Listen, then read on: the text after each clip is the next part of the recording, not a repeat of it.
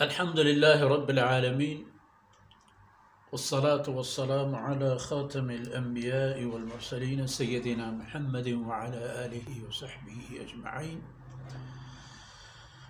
وخلفاء الراشدين ومن تبعهم بإحسان إلى يوم الدين. أعوذ بالله من الشيطان الرجيم. يا أيها الذين آمنوا اتقوا الله وآمنوا برسوله يؤتكم كفلين من رحمته ويجعل لكم نورا تمشون به ويغفر لكم والله غفور رحيم.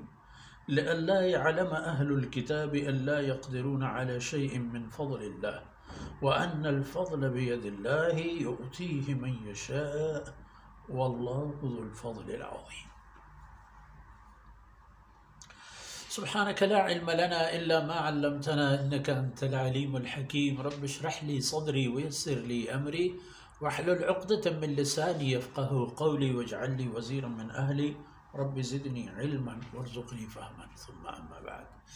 گرامی قدر بھائیوں بہنوں اور میرے پیارے بچوں، سورہ حدید کی آخری آیتیں ہیں اور اللہ رب العزت اس میں اہل ایمان کو ڈبل اجر اور ڈبل عطایا اور عنایات کی بشارت عنایت فرماتے ہیں. یا ایہا الذین آمنوا اتقوا اللہ، ایمان والو، اے ایمان والو اللہ سے ڈرا کرو، تقوی پیشہ اپناؤ، تقوی کی عادی بنا لو اپنے آپ کو.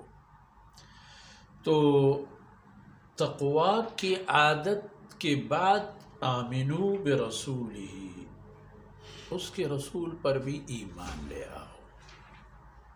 یا ایہا الذین آمنوا اتقوا اللہ یعنی حق تقوی، ایسا تقوی جو شایع و بایت، جو ضروری قسم کی ہو، جو جاندار قسم کی ہو، اور وہ تقوی تمہارے عمل و اقوال و کردار میں مشاہدہ میں آ جائے.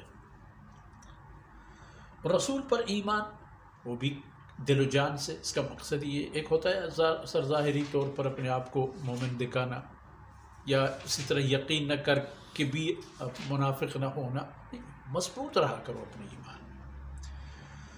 تو جب یہ کام کرو گے یؤتکم کفلین من رحمتہ، اللہ رب العزت اپنے رحمتوں سے دوہرے اجر عطا فرمائیں گے آپ کو. اس میں اہل کتاب کے لیے یہ بشارت آئی تھی کہ گزشتہ امتوں میں سے کوئی امت جس کا اپنے نبی پر ایمان تھا اور محمد رسول اللہ صلی اللہ علیہ وسلم پر جب وہ ایمان لائے گا تو اللہ رب العزت اس کو دوہرے اجر سے نوازیں گے. تو یہ بات مسلمان کے لیے عجیب سی بات تھی کہ ہم تو پھر ایک ہی اجر کے مالک بن جائیں گے. اگر کوئی یہودی مسلمان ہوگا تو دوہرا اجر، کوئی عیسائی مسلمان ہوگا تو دوہرا اجر. مسلمانوں کے لیے بھی یہ بات آئی. اور ویسے مسلمان کو اگر بھی دیکھا جائے وہ بھی تو گزشتہ تمام نبیوں پر ایمان رکھتے ہیں. اس نے فرمایا یؤتکم کفلین من رحمتہ. اور بعض روایتوں میں یہ بات بھی ہے کہ غزوہ احد میں نجاشی رحمۃ اللہ علیہ کے کچھ سپاہی آ کر حضرت صلی اللہ علیہ وسلم کے ساتھ شریک ہوئے تھے اور انہوں نے بھی جہاد کی تھی، انہوں نے بھی اللہ کے راستے میں قربانی دی تھی. تو جب جنگ ختم ہو گئی تو انہوں نے عرض کیا کہ یا رسول اللہ، ہمارے پاس اللہ نے بہت آسانی فرما دی ہے، وسائل بہت ہیں، ہمیں اجازت دیجیے ہم وہاں سے لا کے ہاں اپنے مسلمان بھائیوں میں تقسیم کر دیں گے.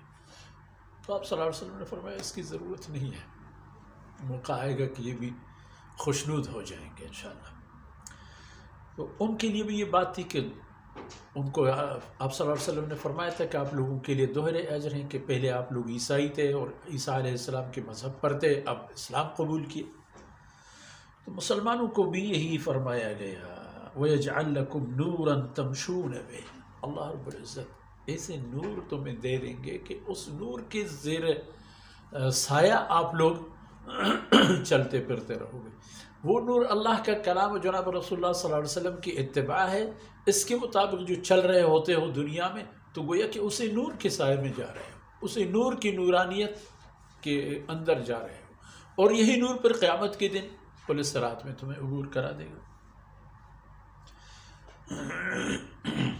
ایک یہ ہوگا کہ یجعل لکم نورا، اور دوسری بات وَيَغْفِرْ لَكُمْ، اللہ رب العزت مغفرت فرمائیں گے. کوتاہیاں، کمی، بیشی، غلطی سب ختم.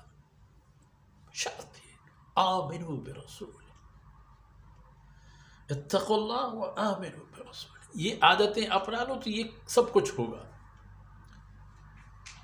یؤتکم کفلین، یہ آخرت کے اعتبار میں.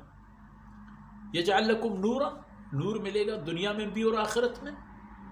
ویغفر لکم، وہ بھی آخرت میں، دنیا میں بھی. دنیا میں مغفرت کی نتیجہ یہ ہوگی کہ کوئی عذاب الہی نازل نہیں ہو. اور فرمایا یہ سب باتیں اس لیے ہیں کہ لئلا یعلم اہل الکتاب الا یقدرون علی شیء من فضل اللہ، تاکہ اہل کتاب کی دل میں یہ نہ آئے کہ اللہ کے فضل میں سے ہمیں کیا ملے گا، ہم تو محروم قسم کے لوگ ہوں گے. ہمارے آباء و اجداد میں نہیں ملے گا. جو رسول آیا اور اس کی قوم نے دل و جان سے اس کی اطاعت کی اور اسی اطاعت کے حالت میں وہ دنیا سے گیا، وہ ماجور ہے. اور دوسری ان کو یہ بات بھی جاننی چاہیے کہ ان الفضل بید اللہ، دراصل یہ سب کچھ دنیا اور آخرت کی ہستی اور نعمتیں وہ اللہ کے قبضہ قدرت میں ہیں، اللہ کے اختیار میں ہیں، یہ اللہ کے مال ہیں.